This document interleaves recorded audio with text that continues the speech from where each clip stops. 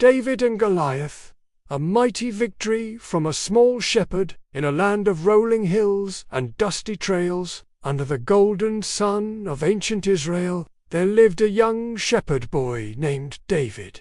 He was the youngest of 8 brothers, with bright eyes, a kind heart, and a deep love for God.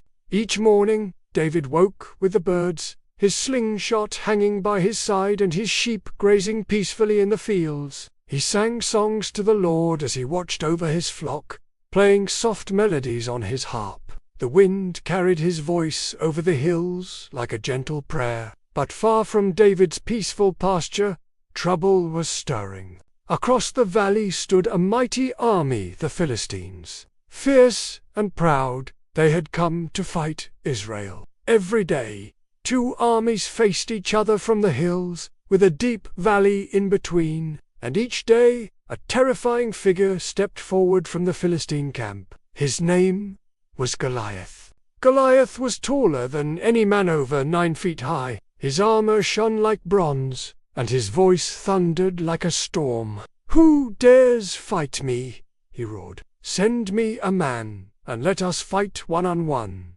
If he wins, we will serve you. But if I win, you serve us." Every Israelite soldier trembled. Not one dared to face the giant.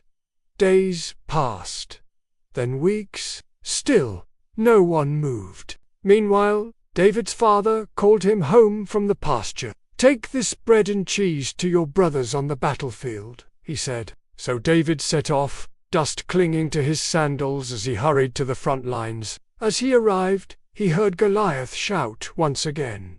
David's eyes widened. "Who is this man who dares defy the armies of the living God?" he asked. His brothers rolled their eyes. "Go back to your sheep, David," they said. "This is no place for boys." But David didn't back down. He went straight to King Saul and said, "Let no one be afraid.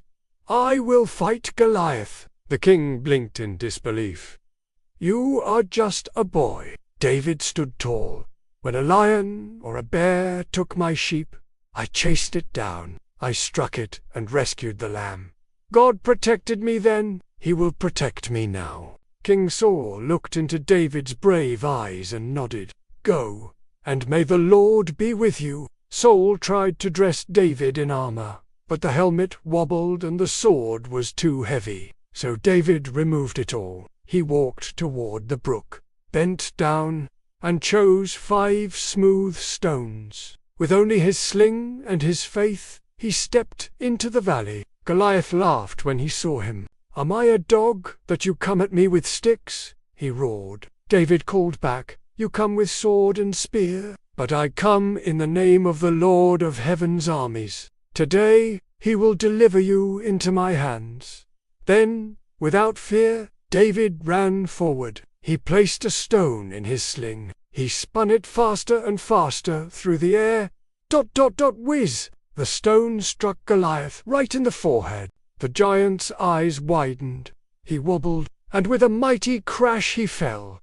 The Philistines gasped and turned to run. The Israelite army cheered and chased them away. David had done the impossible with no sword, no armor, just courage and faith in God. From that day on, David was no longer just a shepherd boy. He became a hero of Israel, chosen by God for even greater things ahead. And so, children, remember, you don't have to be the biggest or the strongest to do great things. With God on your side, even the smallest person can stand tall.